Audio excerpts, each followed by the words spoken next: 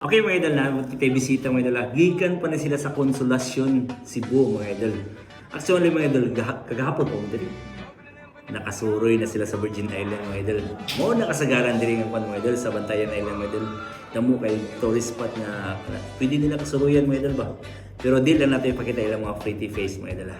Okay, so naa sila ipadala. Naay gipadala ang iyang mama para ipa-press. Ambot kinsa ka na taga Konsolasyon, dili mo ipa-shout out ang iyang ngalan. Okay, idol ang imong ipadala dol gikan sa Konsolasyon. Ari na idol. Okay. So, lang. Kanadian.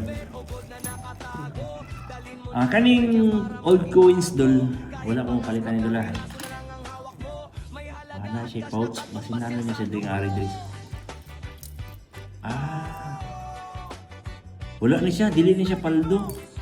Klaro. Kaning paldo kanina sa plastic. Kani. Pero mga good rate pa mas siguro ni dol. Kanang mga maayo pa ba wala pa defect mo. Ha?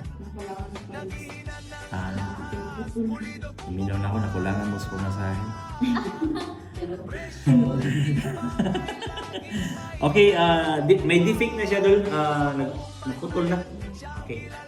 Kani siya klaro kayo dol, 18 karat na siya. Puro di lightweight. Ni message mo mama sawa? Wala. Naman with si message na iya daw ipakita puro mga lightweight. So kani siya 18 karat gyapon ni siya dol, lightweight. Kani.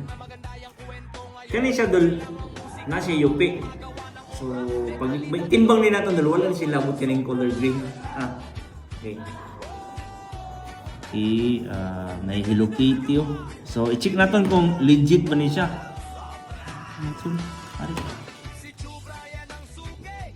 Puro di siya, puro siya mga defected doll. Madam Idol, tanggalon na ito ng stone niya, ato siya timbangong tanan. Pariya man siya tanan, puro 18 karat. Kamu puro mo taga Konsolasyon tara or dili lain nga lugar? Siya ra. Okay, idol.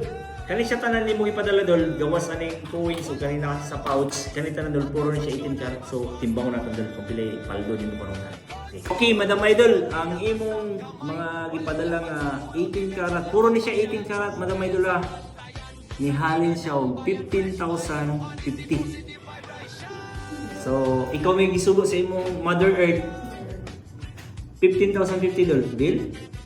Deal. Alright, my idol. Gikan sa Konsolasyon, Cebu, my idol. Deal. Paldo. Alright. Yeah. True Brian online. Gold by your shine.